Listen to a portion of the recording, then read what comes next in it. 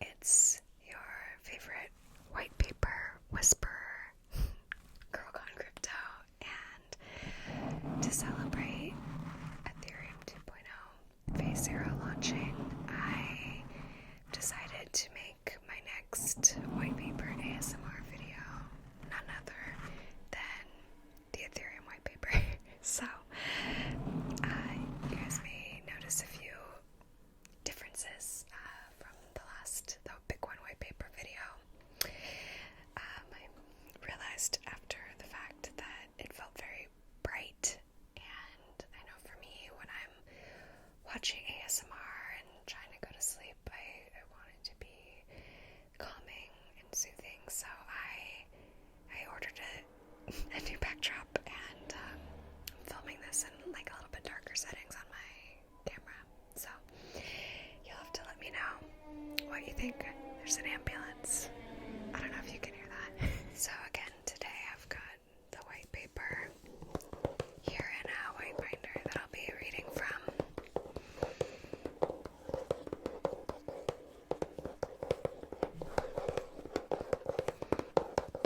I've got the camera a little closer this time, so you won't really get to see the binder too much, but if you hear random tapping like that or scratching on the paper, that's what's going on, even if you can't see it. Alright, well, if you're ready, we can go ahead and dive into the Ethereum Whitepaper. Ethereum Whitepaper. Ethereum Whitepaper by Vitalik Buterin. Ethereum, a next-generation smart contract and decentralized application platform.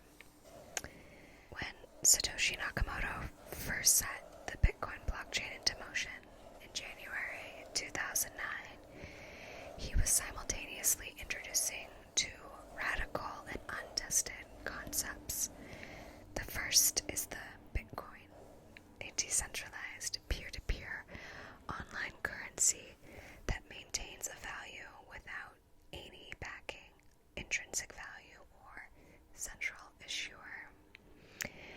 So far, the Bitcoin as a currency unit has taken up the bulk of the public attention, both in terms of the political aspects of a currency without a central bank and its extreme upward and downward volatility in price. However, there is also another equally important part to Satoshi's grand experiment: the concept of a proof of work-based blockchain to allow for public agreement on the order of transactions. Bitcoin as an application can be described as a first-to-file system. If one entity has 50 BTC and simultaneously sends the same 50 BTC to A and B, only the transaction that gets confirmed first will process. There is no intrinsic way of determining from two transactions which came earlier, and for decades, this stymied the development of decentralized digital currency. Satoshi's blockchain was the first credible decentralized solution, and now attention is rapidly starting to shift towards this second part of Bitcoin's technology and how the blockchain concept can be used for more than just money. Commonly cited applications include using on-blockchain digital assets to represent custom currencies and financial instruments, the ownership of an underlying physical device or smart property, non-fungible assets such as domain names, as well as more advanced applications such as decentralized exchange, financial derivatives, peer-to-peer gambling, and on-blockchain identity and reputation systems. Another important area of inquiry is smart contracts. systems which automatically move digital assets according to arbitrary pre-specified rules. For example, one might have a treasury contract on the form. A can withdraw up to X currency units per day. B can withdraw up to Y per day. A and B together can withdraw anything, and A can shut off B's ability to withdraw. The logical extension of this is decentralized autonomous organizations, or DAOs, long-term smart contracts that contain the assets and encode the bylaws of an entire organization. What Ethereum intends to provide is a blockchain with a built and fully fledged Turing-complete programming language that can be used to create contracts that can be used to encode arbitrary state transition functions, allowing users to create any of the systems described above, as well as many others that we have not yet imagined, simply by writing up the logic in a few lines of code. First page. It's done. Okay, so do you want to hear the table of contents? Why not? Why not? We'll go through it quickly, and we'll see how far we get in the white paper. So it starts with history. Bitcoin as a state transition system. Then mining, Merkle trees, alternative blockchain applications, and scripting. Then Ethereum accounts, messages and transactions, Ethereum state transition function, code execution, blockchain and mining. Then applications, token systems, financial derivatives, identity and reputation systems, decentralized file storage, decentralized autonomous organizations, further applications, miscellaneous and concerns, modified ghost implementation, fees, everyone's favorite topic, computation and Turing completeness, currency and issuance, mining, centralization, scalability, and then putting it all together, decentralized applications, conclusions, references, and further reading.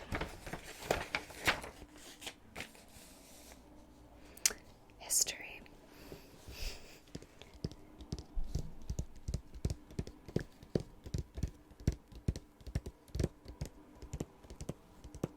The concept of decentralized digital currency, as well as alternative applications like property registries, has been around for decades.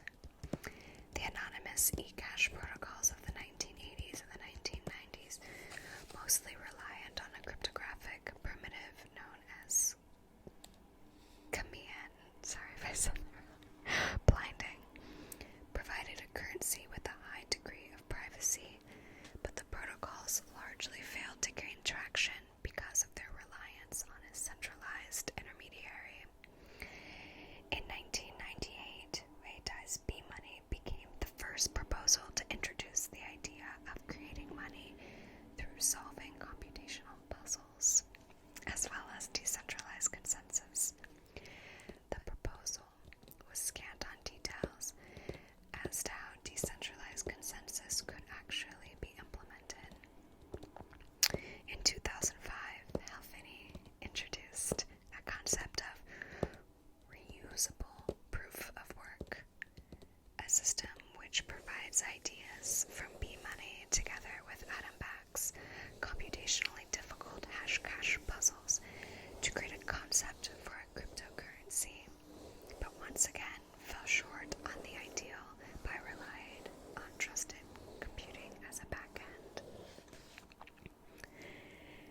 because currency is a first-to-file application where the order of transactions is often of critical importance. Decentralized currencies require a solution to decentralized consensus. The main roadblock that all pre-Bitcoin currency protocols faced is the fact that while there had been plenty of research on creating secure, Byzantine fault-tolerant multi-party consensus systems for many years, all of the protocols described were solving only half of the problem. The protocols assumed that all participants in the system were known and produced security margins in the form, if n parties participate, then the system can tolerate up to n for malicious actors. The problem is, however, that in an anonymous setting, such security margins are vulnerable to cyber attacks, where a single attacker creates thousands of simulated nodes on a server or botnet and uses these nodes to unilaterally secure a majority share. The innovation produced by Satoshi is the idea of combining a very simple decentralized consensus protocol based on nodes, combining transactions into a block every 10 minutes, creating an ever-growing blockchain with proof of work as a mechanism through which nodes gain the right to participate in the system. While nodes with a large amount of computational power do have proportionately greater influence, coming up with more computational power than the entire network combined is much harder than simulating 1 million nodes. Despite the Bitcoin blockchain model crudeness and simplicity, it has proven to be good enough and would over the next 5 years become the bedrock of over 200 currencies and protocols around the world. Bitcoin as a state transition system. Wow, it takes up a lot of the screen. From a technical standpoint, the Bitcoin ledger can be thought of as a state transition system where there is a state consisting of the ownership status of all existing Bitcoins and a state transition function that takes a state and a transaction and outputs a new state, which is the result. In a standard banking system, for example, the state is a balance sheet. A transaction is a request to move X amount of dollars from A to B, and the state transition function reduces the value of A's account by X amount of dollars and increases the value in B's account by X amount of dollars. If A's account has less than X in the first place, the state transition function returns an error, hence one can formally define.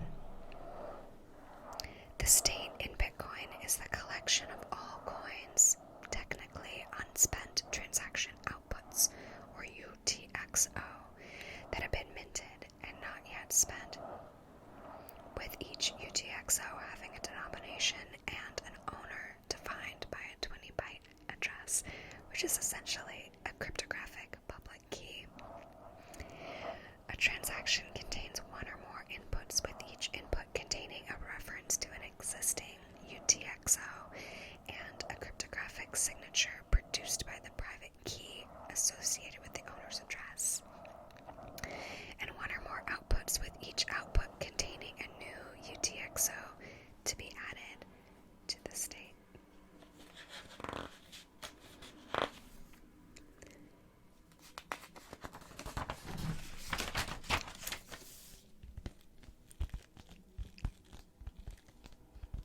The state transition function can be defined roughly as follows.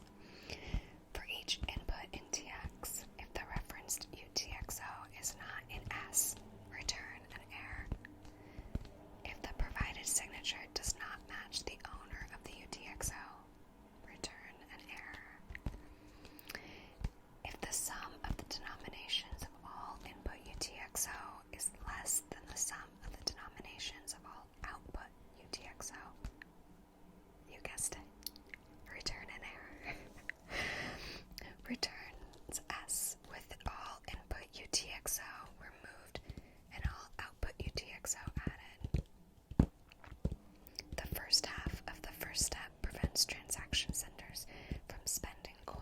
that do not exist.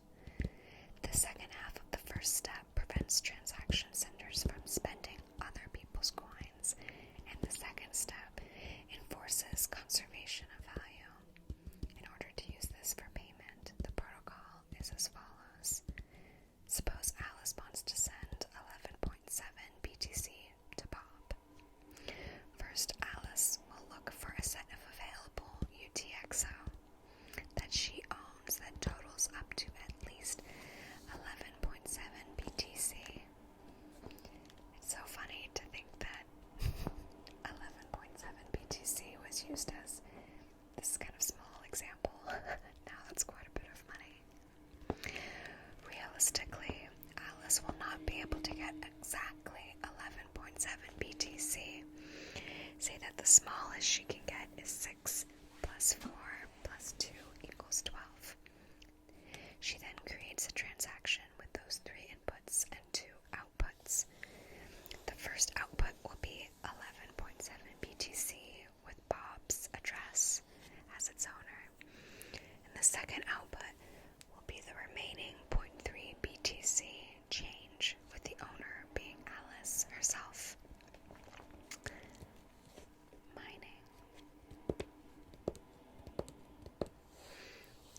If we had access to a trustworthy centralized service, this system would be trivial to implement. It would simply be coded exactly as described. However, with Bitcoin, we are trying to build a decentralized currency system, so we will need to combine the state transition system with a consensus system in order to ensure that everyone agrees on the order of transactions. Bitcoin's decentralized consensus process requires nodes in the network to continuously attempt to produce packages of transactions called, you guessed it, blocks. The network is intended to produce roughly one block every 10 minutes, with each block containing a timestamp, a nonce, a reference to, i.e. hash of, the previous block, and a list of all the transactions that have taken place since the previous block. Over time, this creates a persistent, ever-growing block chain that constantly updates to represent the latest state of the Bitcoin ledger. The algorithm for checking if a block is valid, expressed in this paradigm, is as follows. Check if the previous block referenced by the block exists and is valid.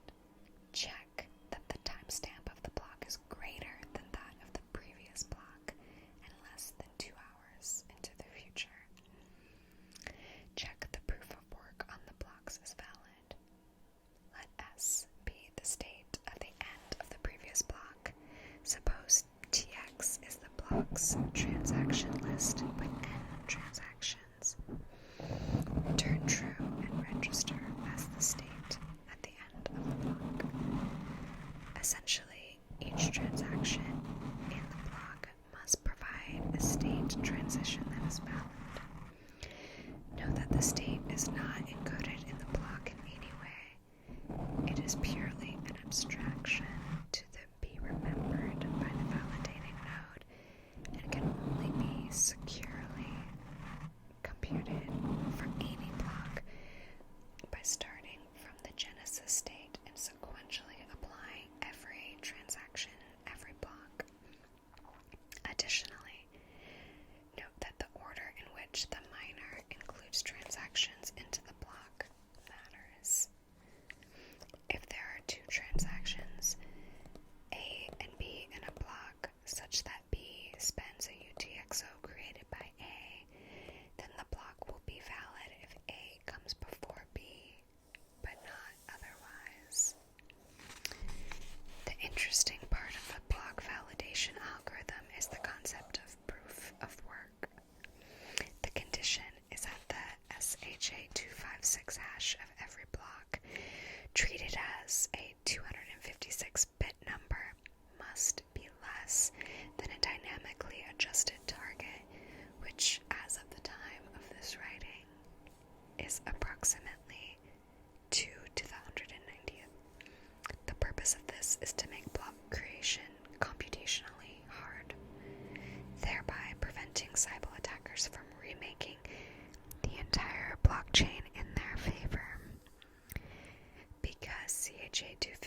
blocks is designed to be a completely unpredictable pseudo-random function. The only way to create a valid block is simply trial and error, repeatedly incrementing the nonce and seeing if the new hash matches. At the current target of 2192, this means an average of 264 tries in general. The target is recalibrated by the network every 216 blocks, and so that on average a new block is produced by some node in the network every 10 minutes. In order to compensate miners for this computational work, the miner of every block is entitled to include a transaction giving themselves 20 BTC out of nowhere. Additionally, if any transaction has a higher total denomination in its inputs than in its outputs, the difference also goes to the miner as a transaction fee. Incidentally, this is also the only mechanism by which BTC are issued. The Genesis state contained no coins at all.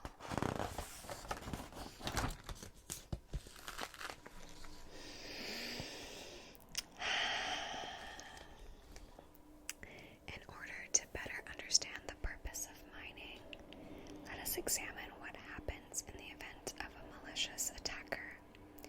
Since Bitcoin's underlying cryptography is known to be secure, the attacker will target the one part of the Bitcoin system that is not protected by cryptography directly, the order of transactions. The attacker's strategy is simple.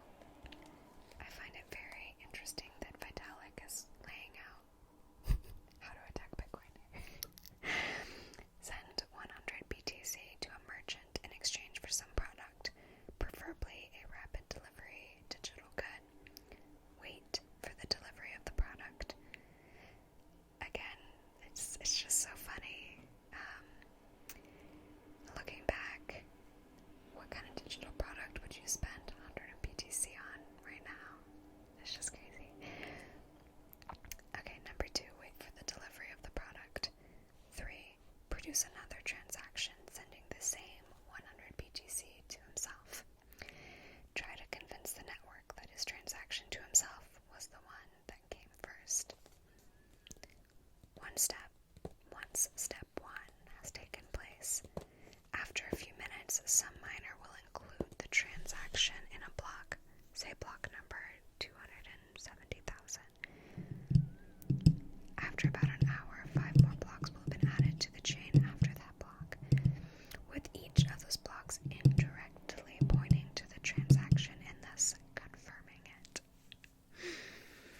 At this point, the merchant will accept the payment as finalized and deliver the product.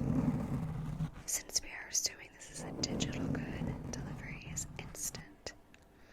Now the attacker creates another transaction, sending the 100 BTC to himself. If the attacker simply releases it into the wild, the transaction will not be processed. Miners will attempt to run APPLY and notice that TX consumes a UTXO which is no longer in the state.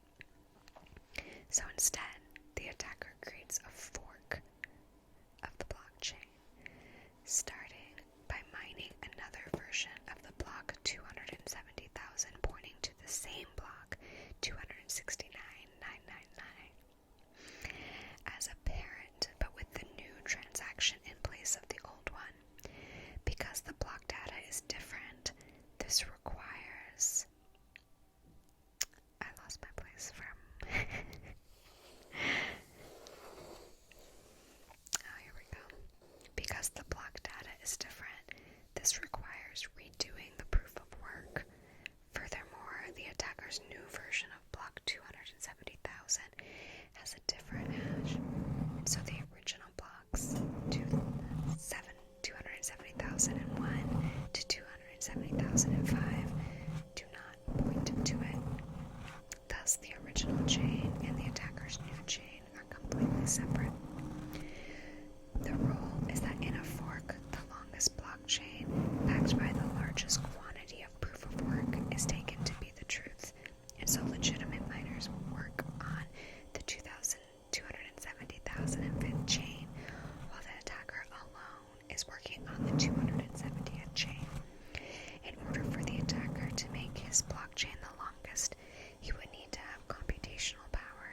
podcast.